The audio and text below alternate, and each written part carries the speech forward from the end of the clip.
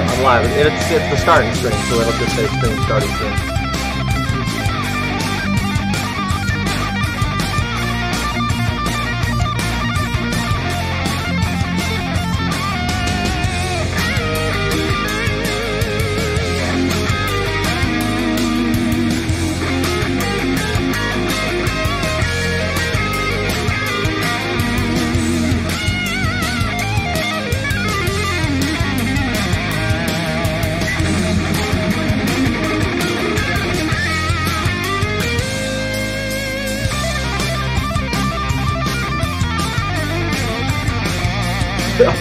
Like, wait for Dave.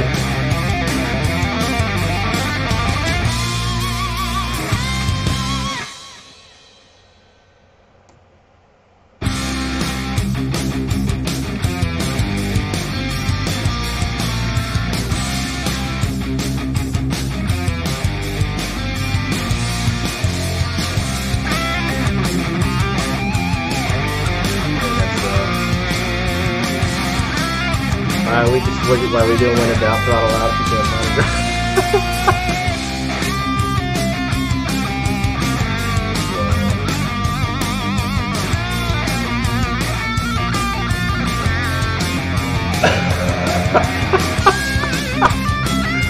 Alright guys, let me know when you're ready to roll. You guys ready? Here we go. Steve! When in doubt, throttle out. Dave! If you can't find him, grind him. Welcome to SquareBodyTalk. My name's Dave. This is my bearded brother from another mother, Steve from Fortify Offroad. Joining us tonight is the Reckless Wrench Garage. We will be talking about links and breakage. I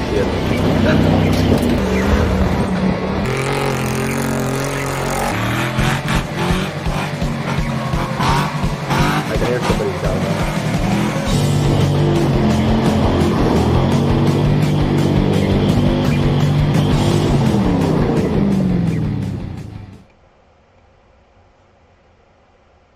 Yeah, sweet donut videos. Guys, Dave. what is going on? Oh, yeah. Welcome to the live episode here. I am looking smaller than I probably should be on the screen, but we'll fix that later. Alright, so we got the Reckless Wrench up in the house. 10K subs on YouTube, growing fast. Welcome to the live stream tonight, guys. How are you guys doing? Outstanding. Fantastic. Yeah? I'm excited to be here, Dave. Right on. Hey, it's good to have you guys here. I've been checking out your stuff for a while. You guys have been growing fast. I wish I could watch more of your stuff, but life kind of gets in the way. But Steve here, he's really into links, and I'm getting ready to do some links on my project, so I figured, you know, what better way to bring you guys on, talk about the stuff you guys are doing, since you guys are doing the links, and breaking some links and redoing it, and you guys are learning throughout the whole deal. So let's get into talking about it a little bit. What do you guys say? In our defense, we never broke any links. Oh, never? That's true. Technicalities here, technicalities. Right. Just everything surrounding the links. Everything surrounding the links. So All let's of the talk about, things keep them so connected. what do you want to get into first here, Steve, with them? You want to get into some link action? Well, so I actually was wondering, like, because I know we're going to cover links for the whole video, but you know what, like, I was kind of wondering about, you know, how you guys got into the YouTube thing. I know I asked Dave this last time, but it's always super interesting because I'm not a YouTuber. I'm an Instagrammer, whatever the hell that means. But I'm curious as to, like, do it for the gram, bro. Do it. But I'm like, you guys brothers? Or are you lovers? Or what's the deal? How come you guys are together, and what's this all about?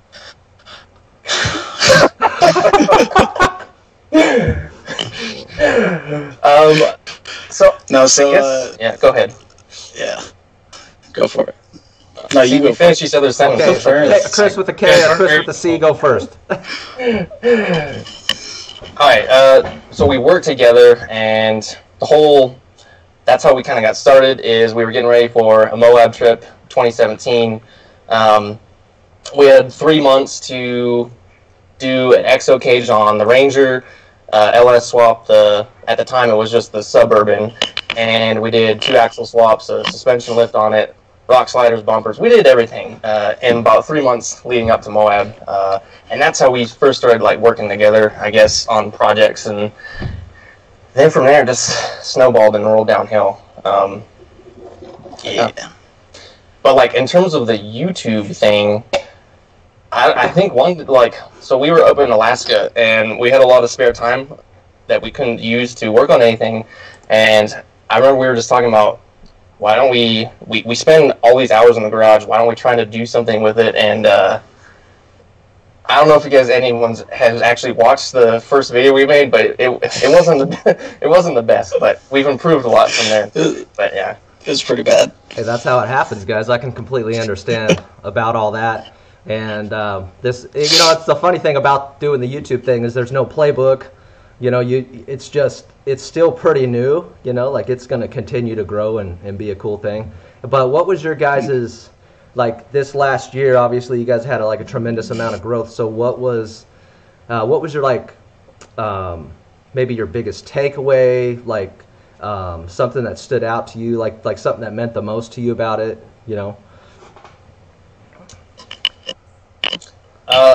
I'm really surprised that people like watching us do shit in the driveway, really. But I don't know. It's been. So our goal when we started it, our first year, we told ourselves that after 1 year of doing this, we want 1,000 subscribers. That was our goal. And we actually ended up with 9,000 after a year. And it was really, I remember we were sitting there talking, we were like, I don't know what's wrong with people, but I guess we got something here. And so we're continuing on with the videos as much as we can, so. That's super rad. I'm so glad to hear that, because you guys do a really, really good job at engaging everybody, and it's not it's crazy because you guys don't mess around. I was telling Dave this. I was like, you guys built some serious trucks in a year. I mean, that's like a LS swap shortened linked front and back friggin' Suburban in a pretty rowdy V8 Ford. I mean, it is a Ford. It's still cool for a Ford, though. Yeah, you know what, though? We figured it's okay to have you on because it's still square, and it's pretty awesome. Square body Ford. Yeah. Fun fact, too, that little Ranger has donated so many parts to the Suburban. You guys wouldn't even believe it. That's awesome. Oh, yeah. That's probably why it broke. But we're not going to concentrate on half that. Half of the random brackets all over the place are just made of extra chunks from his.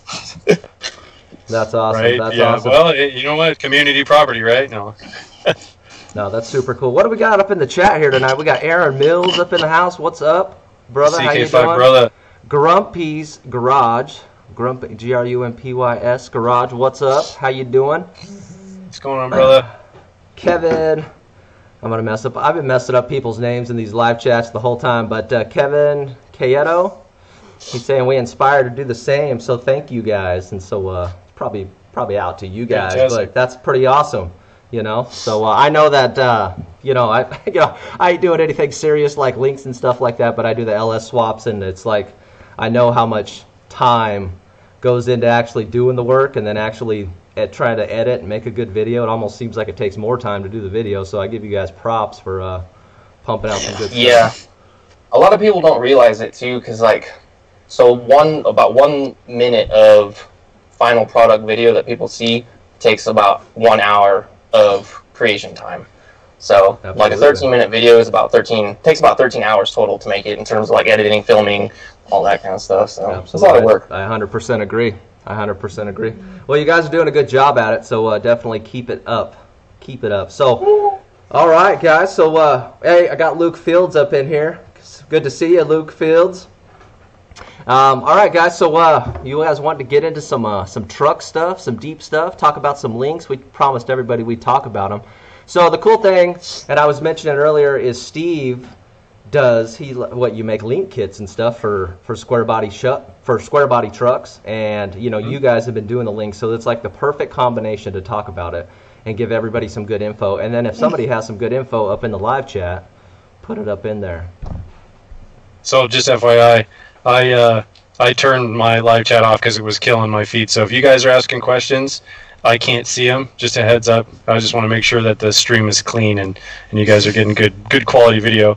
But yeah, so we do, that's what we do is square body stuff. We try to make it a little bit easier for guys to put them on their trucks, and obviously that comes at a little bit of a cost, but it's more plug and play, if you will, than trying to figure it out, which these guys obviously have done, and know the kind of struggles that come along with trying to sort through all of the information on the internet, misinformation, good information, and how the hows and the whys of all of the variables that are links, because it changes everything.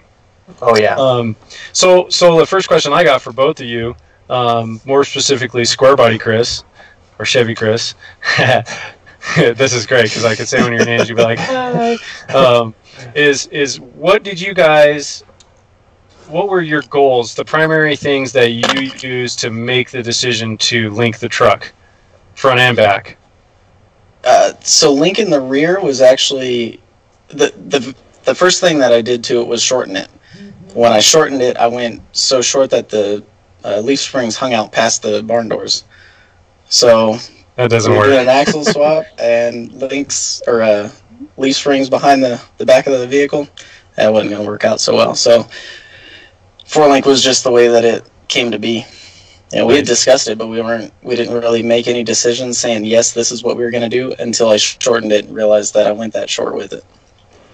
Yeah, so I've never seen anyone take a full-size, full-length Suburban off-road on 35s, and I've never seen so much ass get drug around before. Yeah, right? Dude, those things hang, they have a crazy overhang. It's nuts. Yeah. Yeah, so it looked like you made your decision after you were, I seen you were talking about when you went into the bathtub or whatever, and it was just like, and the wheels were spinning. But hey, let's roll your guys' intro video, and let's let everybody who's up in here kind of see what you guys are working with and what you guys got going on. And so pay special attention to the end of the video, and I'm not trying to like bag on you guys or anything, but when the Suburban comes down, we have some breakage going on, right? And so we're going to talk about that, and then we're going to talk about, what you did to correct that, because I've seen, you've been posting pictures, you built your new truss and stuff like that, so I think that would be cool to get into. So I'm going to roll that Reckless Wrench intro right now.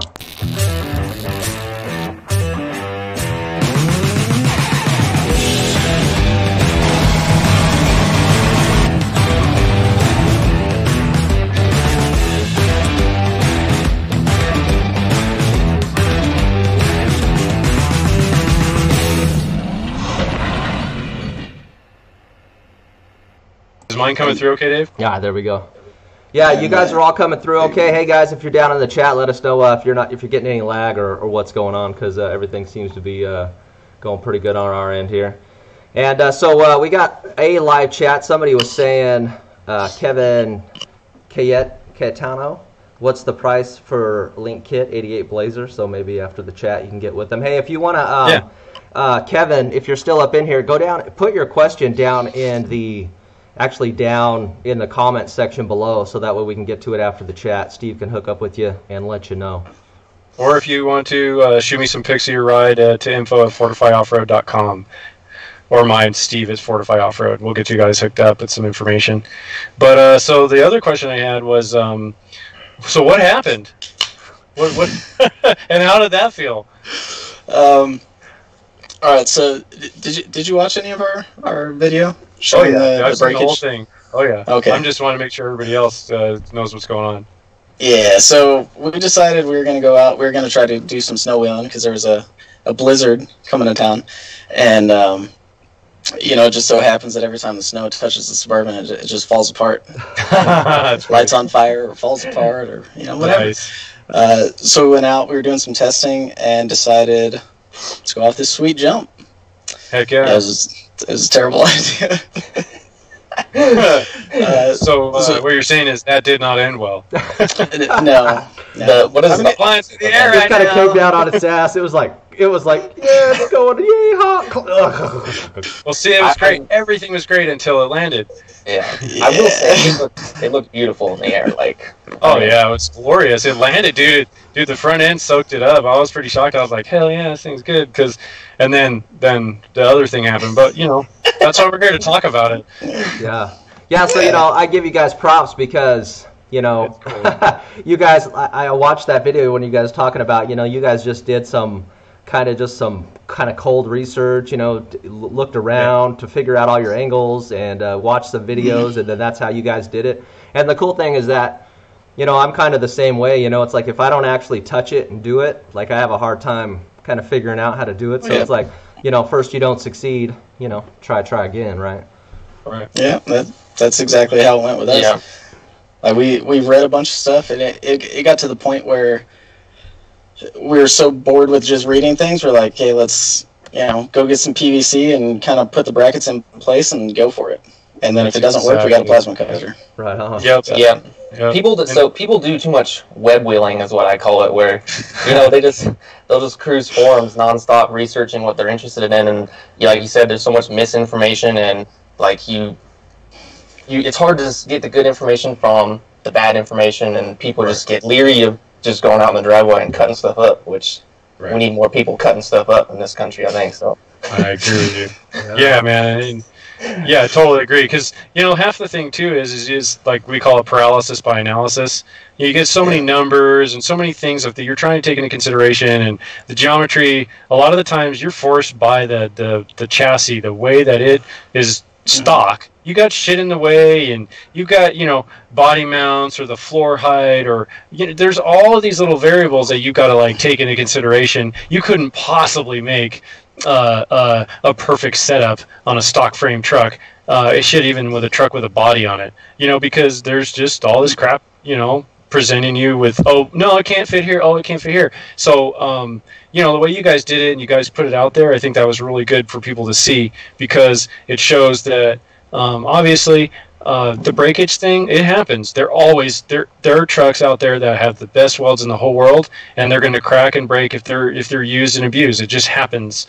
And not to say that you couldn't build one that doesn't break, but you'd spend a lot of money and materials and stuff like that. So that's extremely relevant to what I think the rest of the world needs to see. You know, and then there's guys like us where we try to make it a little bit easier, because steering and all this other stuff obviously presents a lot of other little problems. Obviously ORD has a setup as well, you know, so theirs is a little bit different than ours, but I mean, it still gets you on a better spring and a better shock, which is ideally the thing that needs to happen with these trucks, and to keep them, you know, you've probably realized now that being on coilovers, the trucks don't vibrate as much on dirt roads and stuff. Oh, no. So it probably makes the trucks last longer, because, you know, the vibrations just, I mean, jumping them and stuff maybe doesn't, but I wouldn't do anything about that.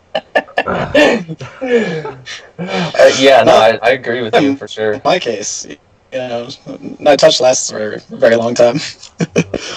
Hey, so I'm going to say what's up in the chat. All right, SDQ, what is going on, brother?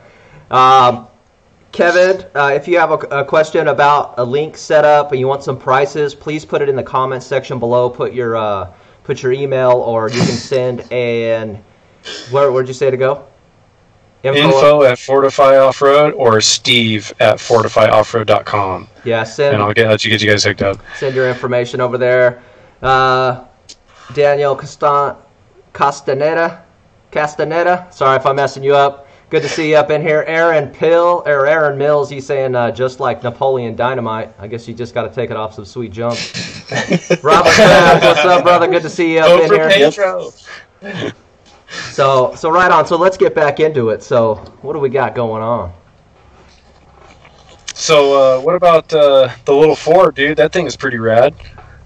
It's been working out really well. I really don't have any complaints about the setup on it right now, honestly. I mean, like you were saying, just switching over to the coilovers, better shock, better spring, like it's such a night and day difference on the ride quality than when I was on like leaf spring and coil spring setup. And yeah, the whole reason why I wanted to do the 4-link and coil spring is because that same trip in Moab, you know, when we wanted to shorten the Suburban, do all sorts of other stuff, we did this trail called Steelbender. And the Suburban was already broken at this point, so Chris was co-pilot, and so this trail. Let's just say I walked like, half of Steelbender. Yeah, it was bad. It was rough. God. Like it was rough. And after that trail, I was like, I need to go see the dentist, and I need to go get myself some coilovers or something like that. But, oh yeah, yeah. So that's like, yeah, you hit the nail on the head with that, Steve. I mean, the ride quality is night and day difference after doing that. So let me ask you a question. So when you, I guess, let's start off with cost. Did you document the costs of what it took to set up the Ranger with the links and, you know, shocks and bumps and all that stuff? Well, my wife might be watching this live stream right now, so no, we do not. So do this, right? Just cut everything in half like most of those guys do, and be like, yeah, hey, it was only like 100 instead of $1,500. Yeah, right. You know what I mean? She told me she's going to bed, but I'm pretty sure she's upstairs watching, so we can't disclose this information this time. Yeah, it's top secret right now. Yeah, copy that. Price, you have to go online. No, I mean, I really didn't keep that much track of it. I think obviously the coilover shocks, those are going to be probably the big ticket item right there. And I went with Kings, and we discussed in some of our videos why we chose those. And there was a lot of good shocks I could have used as well for slightly cheaper, but ballpark wise, all the ones I was looking at were pretty close. And I mean, otherwise, just rod ends and steel and brackets, and that's about it. So. And then so somebody, what's up, Rune? Good to see you up in here. Michael in the chat. Randazzo, Michael Randazzo. Sorry, Mike, if I'm messing your name up, bro. He's asking. He said, if you could only do one first, would you have linked the front or the rear? I'll jump in here. I would say the front's more important, mainly because it's attached to the steering. And the other thing too is you can probably cobble together a 64 pack or some, you know, bastard spring pack and make the rear work pretty good, especially if you got weight there. Like the Burb is probably one of those vehicles where, you know, you could cobble together a leaf spring and it'll ride okay. You know, you can go pretty far with, I mean, look at the Toyota guys. They got revolvers and, you know, all kinds of crazy, you know, half-ton Chevy springs under there, and those things flex up pretty good. But the main thing that I noticed when we first did Scotch truck, because that was the first one we ever built, was that green K5 we've got, is how much better the truck steers everywhere, and you can actually feel what's going on, and you're not getting the hell beat out of you, because the front tires are the first thing that hits the bump. You know, the back's along for the ride, so you can get away with a little bit more in the back, but and obviously this is stuff that I found based on our experience in building some of these trucks. But I'll be curious, like for you, Chevy Chris, was what you got out of the way the thing felt after you drove it close or more than what you expected to happen, or to how it felt?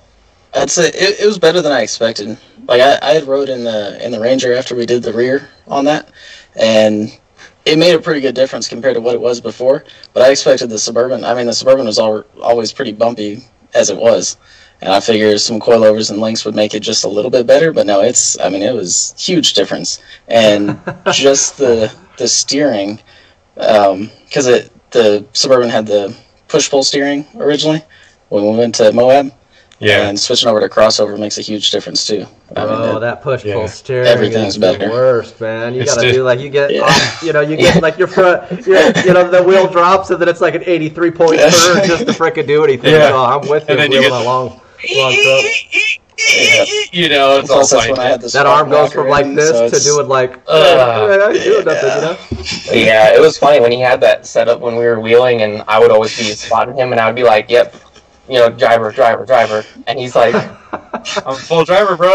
I was like mad at him and starting to yell. I said, "Driver!" He's like, "I was trying." I got no leverage. My arms are like T-Rex. All right, so I'm gonna ask you guys just some more kind of like basic questions. You know, since I'm getting ready to do it, and I know some of these guys will probably have some of the similar questions. So, would each of you guys talk about at your frame what you did to brace it, what you did as far as your link cross member, and what size, tube did you use? Did you use 250? Did you use, just let us know on that.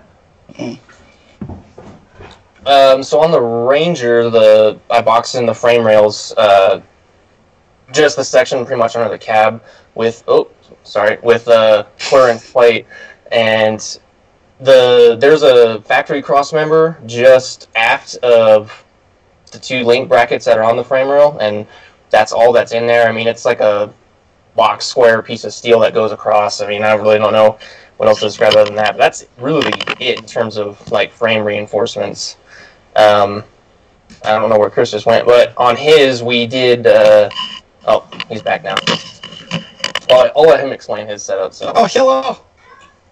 Yeah. And then as far on the first, Chris, you were just talking. Oh, What did you use? Maybe I missed it, but what did you use as far as the tubing? Like what size tube did you use? For the links? Yeah. It's a 2-inch quarter wall, and I think my lower links are about 40 inches, and the uppers are just slightly shorter than those. Okay, copy that. And then, so what height distance did you give them at? So on the frame end, I can't remember the exact numbers off the top of my head. On the frame side, I think I have like, it's about 4, maybe 5 inches of separation on the frame end. I'm not 100% sure on that. And then on the axle end, I did 25% of the tire size, and that's why my truss, the axle truss on my rear end sticks up maybe 2.5, 3 inches over the 9-inch housing, just so I could get enough separation between the lengths back there. And we actually had a guy comment on one of our videos saying, oh, I should have, instead of raising the upper links, I should have dropped down the lower links. And I guess he didn't understand that my truck doesn't just, it's not just driving on the street or a pre-run or anything like that. It's a rock crawler first and foremost. So that's can't sacrifice any ground clearance. So that's why we went higher rather than lower. Right. And you got a flatbed too, so you're not really super worried about that upper link bracket smacking the bottom of the body. Flatbed, dude. I love that thing. Yeah, that is super rad. All right, what's up, Senor Taco? Welcome up into the chat. Good to see you up in here. We got Dax, Fowler. So, he has a question for you, Chris, since we're on the subject of your truck. He says, was it worth shortening the Ranger? I'm about to build mine with a giant motorsport kit for a Dana 44 conversion up front. So shorten it in terms of wheelbase wise, is that what he's talking about? Maybe that's what he's talking about. I don't know.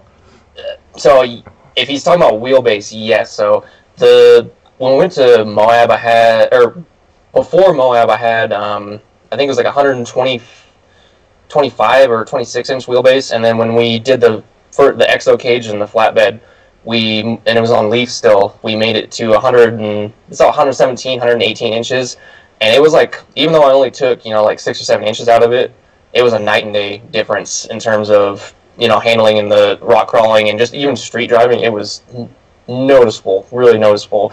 And I like it much better right around 117, 118, as opposed to when it was longer. So, that's a good wheelbase too. That's like short bed Chevy status. Yeah, well, it's one of those things. It's like, you can go,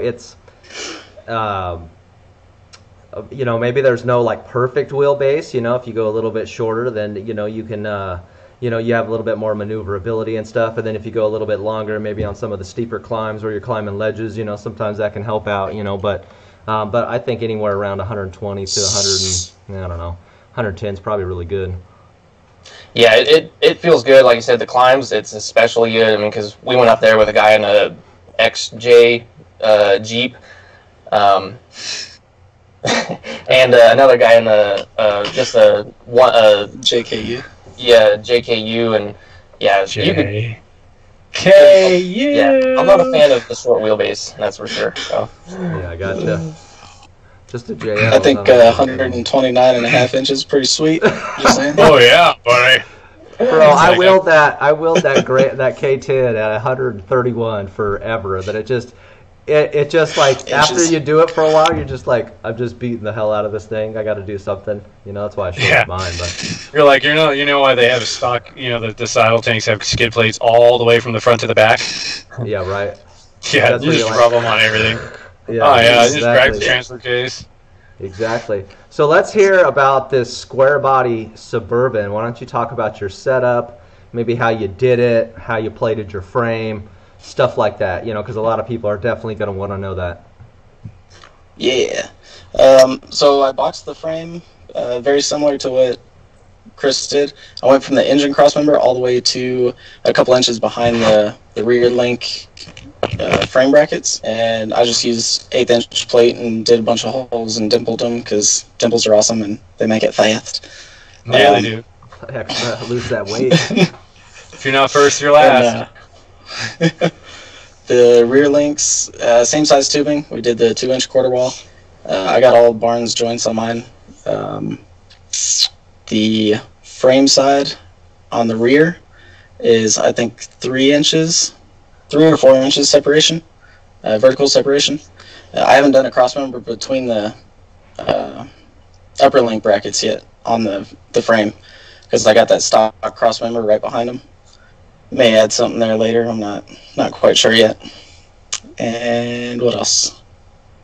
So let's talk about your original truss. I'm gonna roll your intro video again for everybody who just came up in here so that they can see. So look at the end of the video, and then we're gonna talk about that end section where some things don't go quite right on the Suburban, and we'll talk about the old truss versus the new truss. Because you got, I don't know how many pounds of wire you got on the new truss, but it don't look like it's really gonna go anywhere.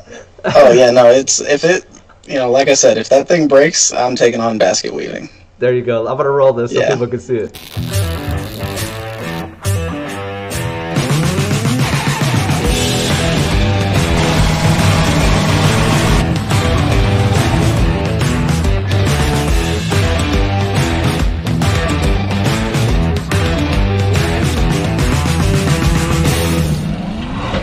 Oh, it just broke.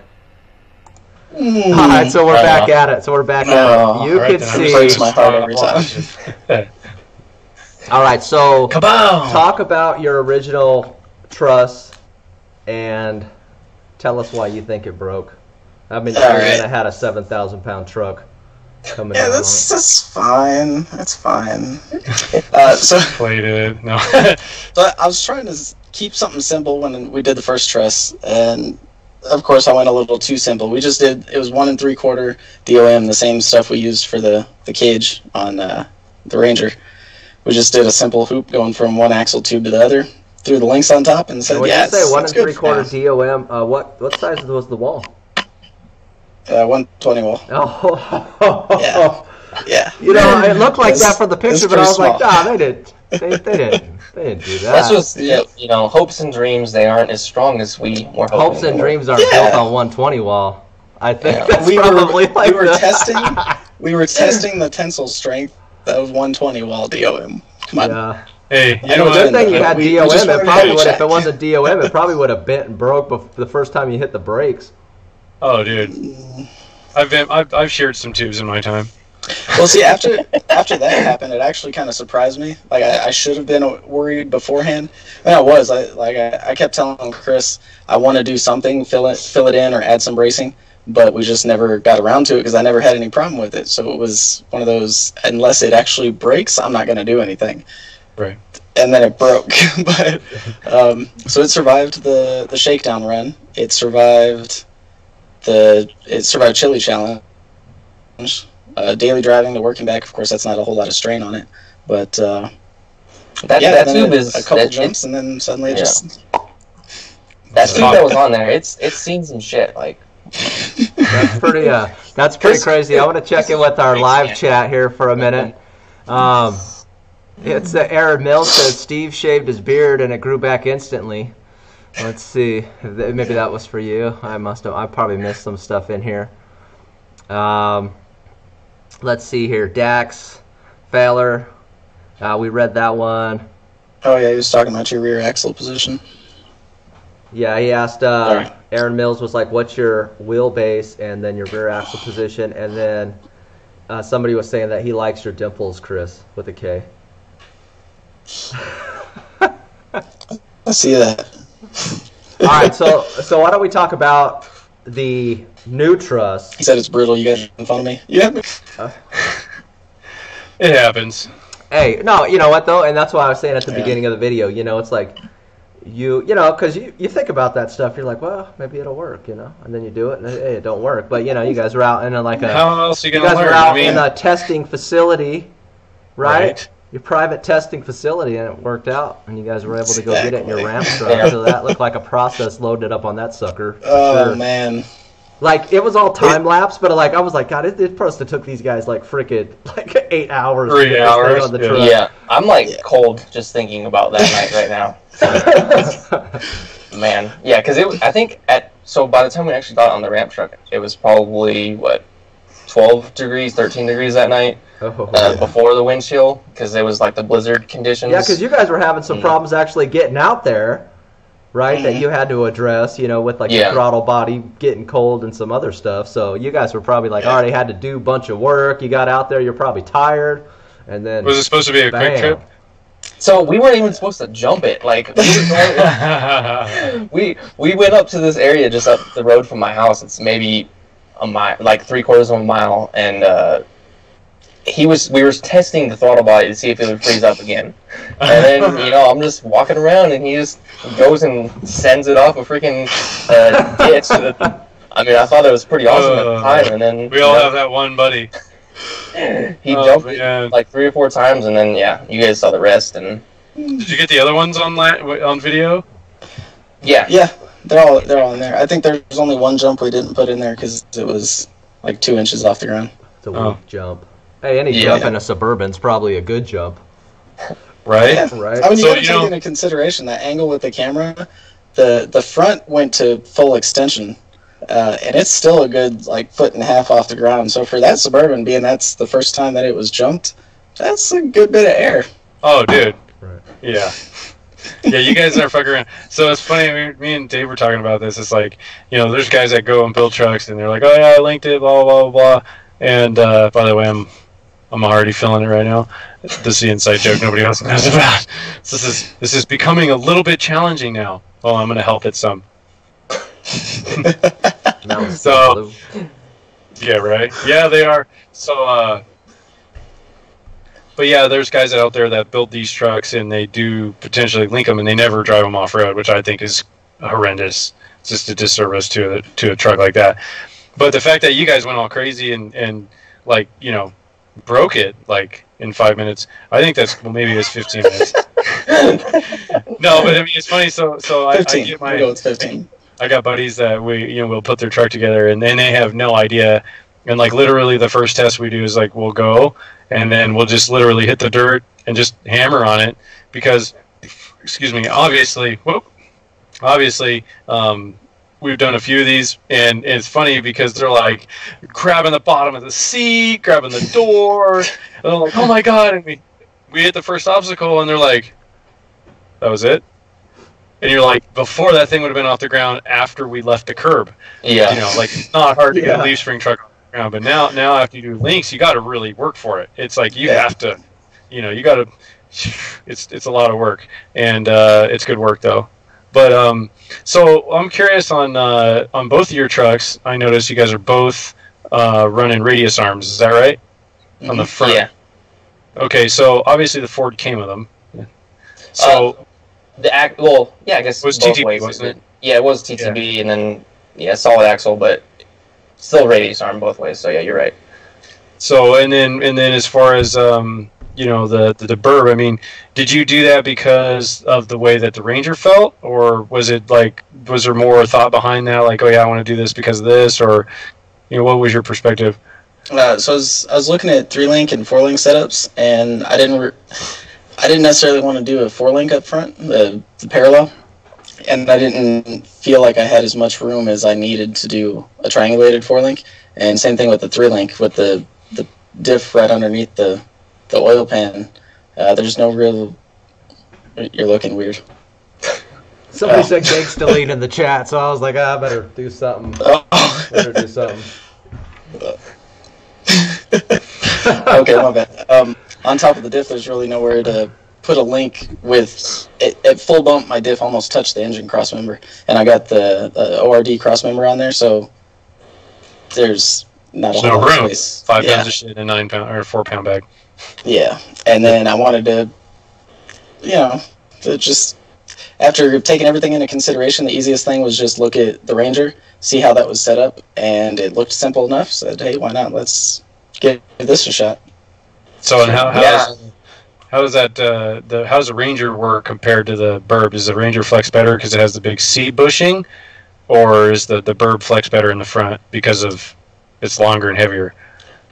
I feel like, so maybe if he disconnects one of his upper radius arms, like one of the upper mounts, if he disconnects it, I think he probably gets a little bit more flex out of it than I would, because obviously I can't do that with the Ford C-Style, but just the way it is, like the stock Ford race arm bushings, I mean, obviously, you know, I have the James stuff, longer arms on there, like, the Ranger just flat out works, and I think that's one of the reasons why Chris wanted to opt into that, is because we spent all this time tearing apart the Suburban, doing the rear 4-link, and they're like, well, we need to do the front now, and like, we don't want to sit here and figure out another 3-link or 4-link that we haven't done before. Let's try to go something that we're somewhat familiar with, or know what it's going to feel like, because a lot of people don't realize either that we built the very first 4-link on the Suburban when it was down. Like, we built it, and then it sat there for 6 months. Like, we never got to test it because it couldn't run and drive at that time because we had all sorts of other projects going on.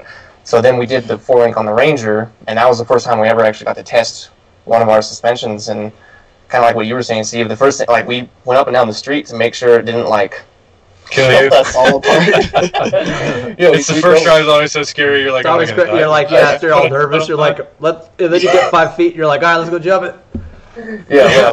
We went down the road like once or twice, and I was like, well, it's like seems good. The wells are cooled, so we hopped in, and then we went to a little dirt road just behind his house and drove down it as fast as I could before I felt like I was gonna crash it, and then stopped and took some pictures and called it a day. But all right, so there's a question in the chat that I think you might be able to answer here, Steve. Robert Kraft, he says, jumped the old 77 K5 once and it was violent. And then let me get down to this question. So Aaron Mills said, is there a way to wrist it or remove a link without having drivability issues on a radius arm setup?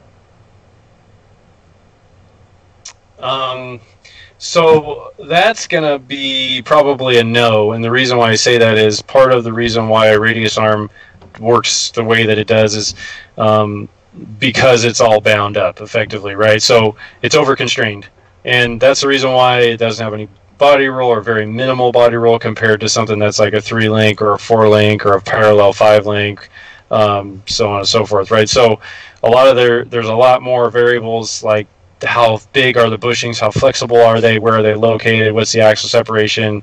Like a forward axle is like a big C, and there's a bushing that's around the outside of this big puck looking thing that clamps the axle. If you think about how much movement there is there when you have like a 4-foot arm attached to it, and that's a pretty soft bushing, that thing's going to twist up a lot, which is probably the reason why the Ranger works as well as it does. But then you get to the Suburban, and if the Suburban doesn't have a super long arm, how long are those James Duff arms? Are they 4 foot? I think they're just they're just under 4 foot. I know on the Suburban, Chris's radius arms are slightly shorter than the James Duff arms, but I don't know off the top of my head, but yeah, they're just under 4 feet, I think. What about Chris? Do you know how long they are on the Burb? I could actually check real quick, but I want to say it's somewhere around like 38 inches or so. Okay, so you're in the noise there. I mean, ours are like 42 to 44 depending on the truck and the drivetrain. But so I mean, obviously that's all pretty much the same. It's effectively. And but yeah, the long arm helps. I've used the broomstick thing. If you took a broomstick and you're pushing it on the floor and you hit a concrete expansion joint, if the angle of the arm is really steep like this and it hits the joint, it's gonna kick back and it's gonna be really violent. But when you move the angle down, which is what you're basically doing with a longer arm, is the angle is less aggressive, so then it kicks up. And that's part of why like a long arm kit on a Jeep makes it ride so much better and it works so much better on the street, because you're not jabbing the damn chassis with all the bumps that you hit. A short arm Jeep with no drop boxes is the most miserable thing you could possibly drive, because both of the arms are at stupid angles. So all of this stuff plays into how that thing feels, and when you get the and Jeeps are gay anyways, but so when you earbuds. Sorry. This chat's gonna YouTube's gonna shut it down. This whole video. Hate speech. So, they're gonna kick us both off YouTube. Reckless Western Rabbit new channel. You're such a bigot. Oh my god. Yeah. So when you take one of the upper control arms off, which is like wristing it, you really basically take away everything that is stopping the truck from leaning over and being a sloppy noodle when you're on the street, because you got lots of traction from your tires and the body's got to go somewhere.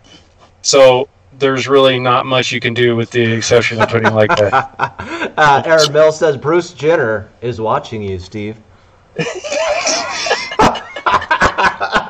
And wait, isn't he like Caitlyn now? I don't know. It's just an awkward situation. Oh, that's so bad. Right? I don't even.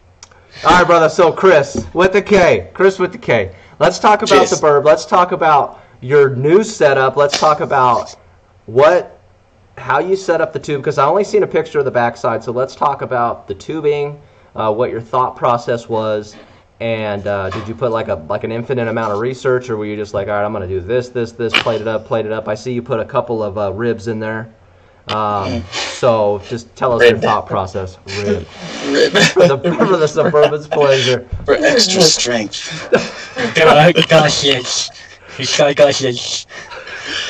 So I still stuck. I stuck with the same top hoop, just one tube to the other.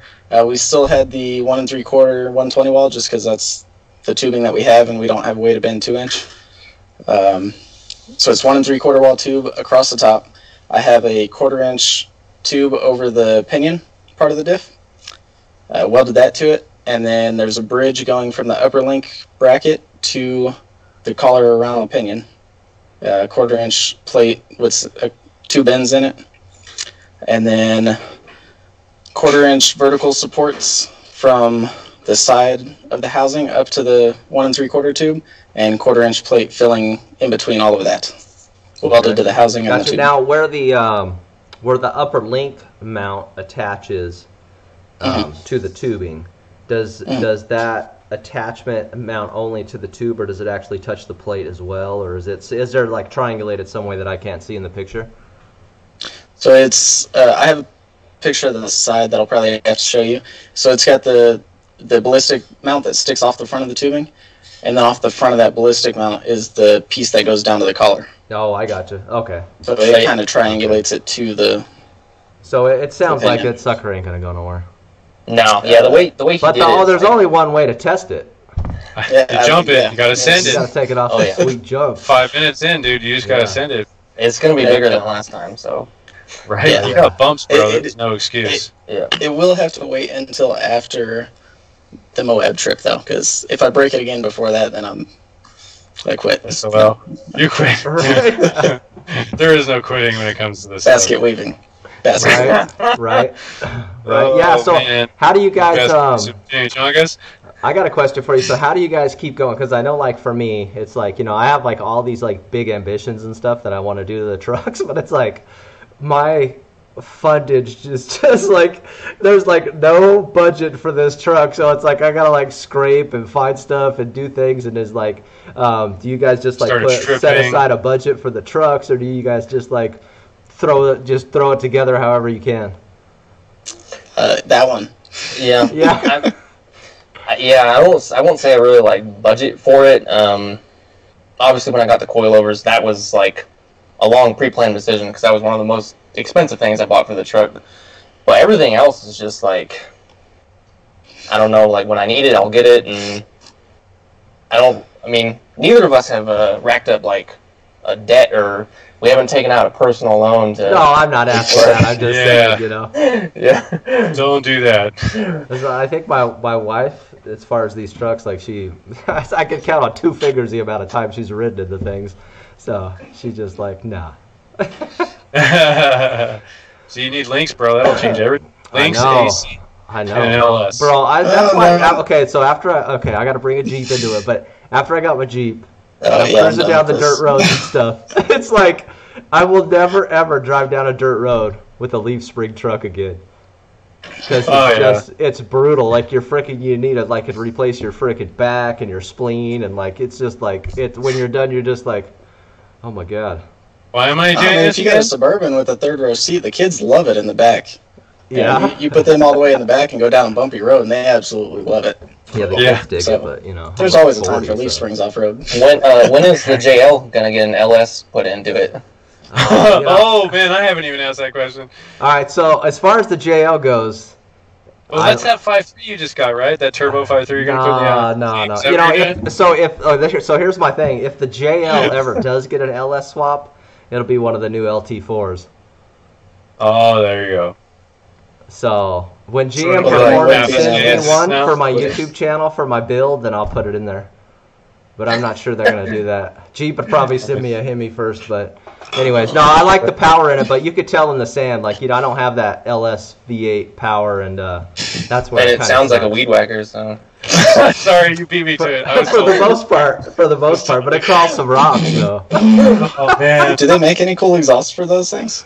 why would you do that? It's No. called an LS. Minivans? I'm not That's touching a good anything on the exhaust truck. for it. That's it. Already Yeah, beat you that just one. said- I don't think Black Widow will help you there. Yeah, they're just like, yeah, well, you know, we don't want to be associated with that kind of thing. Yeah. Somebody said the chat. Aaron Mill says, "Sell your spleen for money for the links, Dave." Yeah, Oh no, right. dude, he's a stripper on the side, man. He doesn't need to sell anything. Yeah. Oh, actually, and I just thought of this in terms of the question about budgeting. Chris, we have been sticking to a very strict lunch budget the last month. Ramen.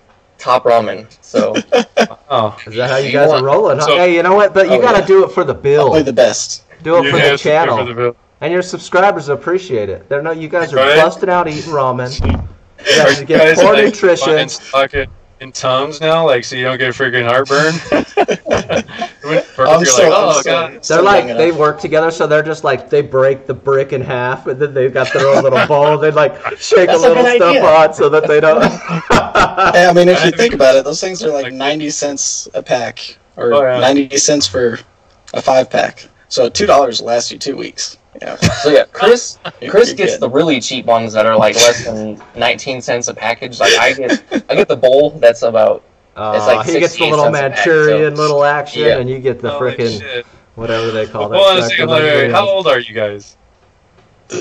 Old enough. At 30, shit. I'm 31? I'm 20. I'm 29.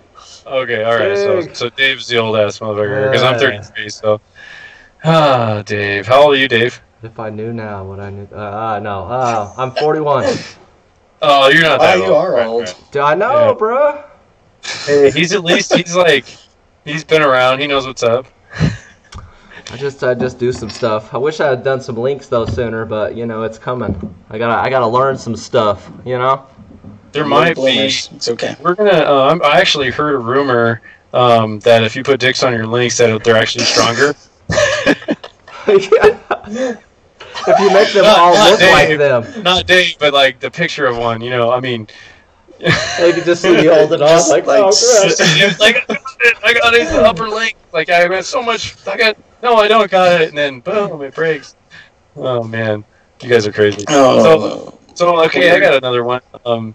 What if you guys are like the way you see it now, you know about links now, you know about how it all works, everything. If you had to go back and redo all of it again, what would you do differently? In terms of like just 4-link or like the whole vehicle build. No, just the link setup itself, because obviously the vehicle thing could be different, but Yeah. I don't know, like, so one thing I want to try is I'd like to build a 3-link at some point, but the radius arms just work, and I don't know, the 4-link, like, I haven't had that much, we still haven't had enough experience to know, like, oh, like, because everyone online's like, oh, you want between, like, 70 and whatever % anti-squat, and like I said in the video when we did my 4-link, I'm like, I'm at 99% anti-squat, we don't know what this is going to be like, so we're just going to send it anyway, and yeah, I don't know. I'd like to be able to play around more with my link numbers, but like you said earlier, you're limited by the chassis. Like you get what you get in our cases. So I don't know. I'd like to be able to see what different numbers would feel like and perform, but that's kind of like it. Otherwise, I mean, mine works pretty well so far. mine fell apart. oh, that happens. It happens, man. I mean, it's part of it though, because I mean, you guys obviously learned what works as far as like how, like y'all also learned exactly how much stress that can't take. You know, so I mean, it's funny too, because like I bet you. So the Suburban itself. Do you have any idea did you put the numbers back in after you built it to see what the anti-squat stuff was? Yes. Is it lower than what the Ranger is? It doesn't matter necessarily what the number is, but is it Yeah, lower? lower than it's lower. So when you take off, it's like 70-something, 73% or so. So it's ideal. So when you take off, does the Suburban squat more than the Ranger? On like a pavement launch? Did you guys give me that? Did you guys I got you, Steve. Chris, did you hear him? You were breaking up. Hey, Chris, there for a when you take off Ranger versus Suburban on a paid service, do you get more squat? Nope. I'm cutting it out. Uh-oh, we're having some technical difficulties here. We're losing. We're losing him. He might not know the answer anyway, because all he sees is the taillights of the Ranger. So. Oh man! So you did you engine swap the Ranger too, though, didn't you? Yeah, it's got a 5.8 out of a or 351 out of a Bronco. Right on. Is it so that's like a 350 with one more cubic inch, and that's it. Yep. Well, yeah. Right on. So I'm going to get, if anybody is up in here in the chat and you guys want to ask a specific question about the links, or you guys have a question for the Reckless Wrench, put them in here now, and I'll be checking back here before we decide that we want to get out of here, but we're going to keep on rolling. So did you have a question of the day, Steve? You had it before you took your NyQuil or whatever you were taking. Yeah, that was the actual. It's too long ago. He doesn't remember. Sorry, I got a little sidetracked there. So I guess I kind of want to cover this a little bit more because it's really important as far as like what people's perceptions of this stuff actually doing and what the numbers say it's going to do. It's two totally different things in some cases. Like the Ranger's a really good example of the fact that you got 100%. Which is actually neutral, which means all of the torque is split between the links and the springs and shocks.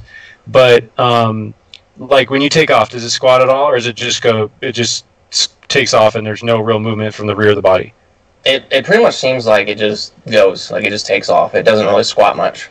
Which is technically what it's supposed to do, and that's a pavement launch, which is you're transferring energy and things are moving, and so there's only so much of the theory that I think and I'm trying to be really careful about how I say this because I'm going to get called out because radius arms don't work, remember? Yeah.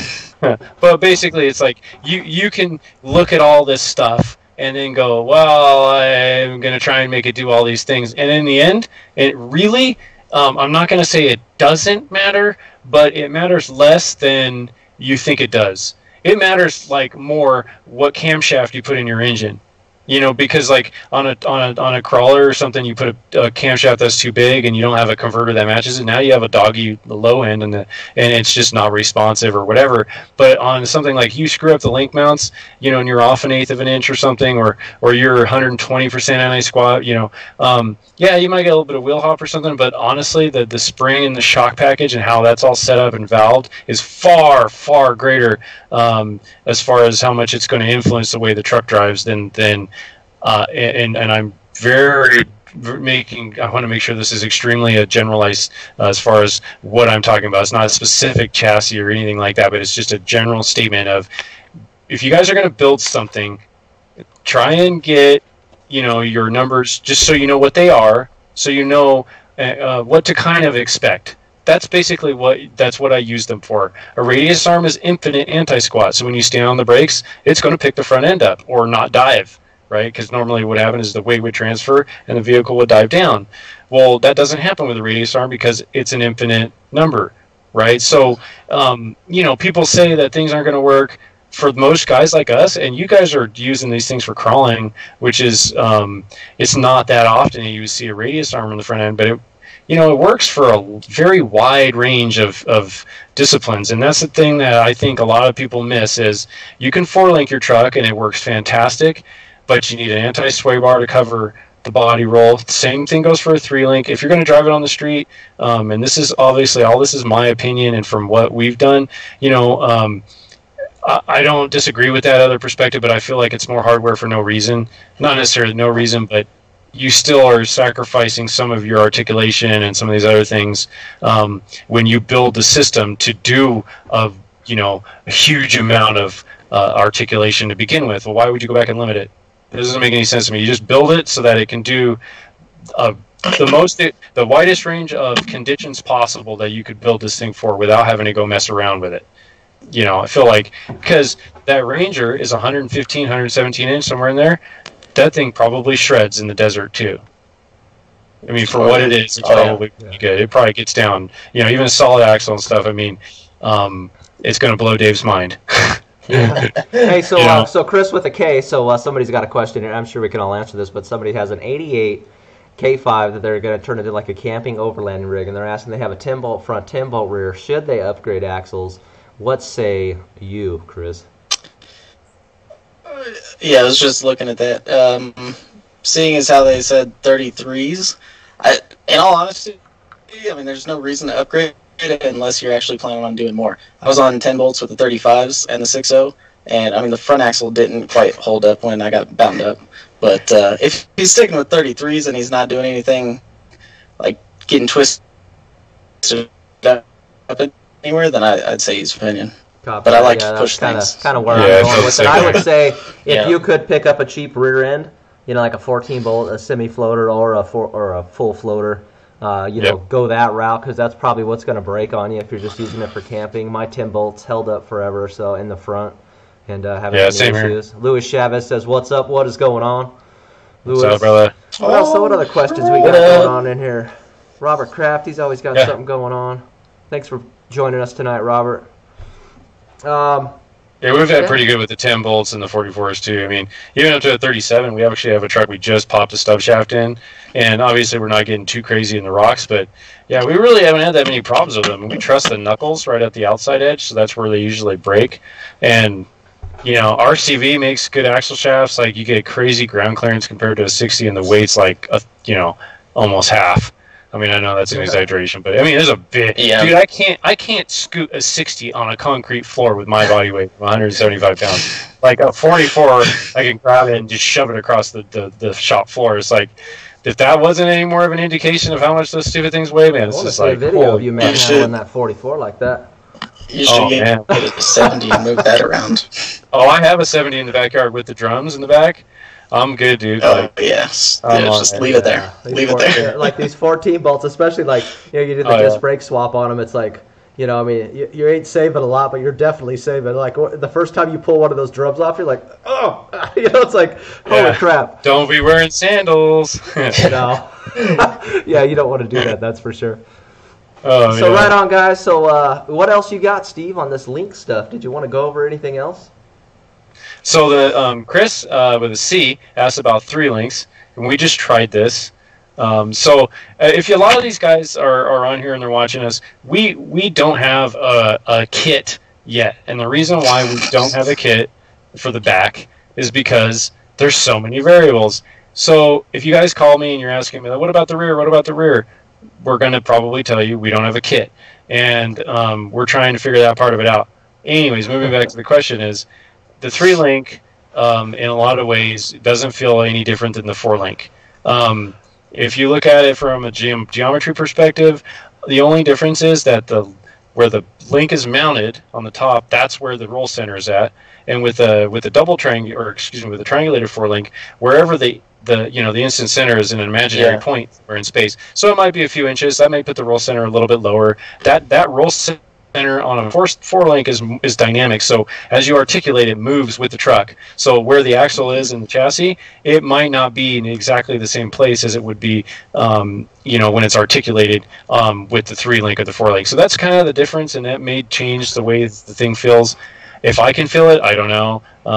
We did it because we wanted the additional triangulation. The key here is when you have a link longer than 4 feet, you have a problem with triangulation on a square body because the frame's really narrow. This is the reason why we tried double triangulated Scotch truck with the big mezzanine arm in the back. Yeah. Because we had problems with the rear end moving around because the frame was moving with it. And I'm surprised Chris hasn't. I think is the bird caged? No, but I got But he's got that body 2x6. Yeah, I still got the body. I got a 2x6 rectangle tube between the frame rails above the axle, and then the whole thing's boxed, and then the trans cross member is all tube.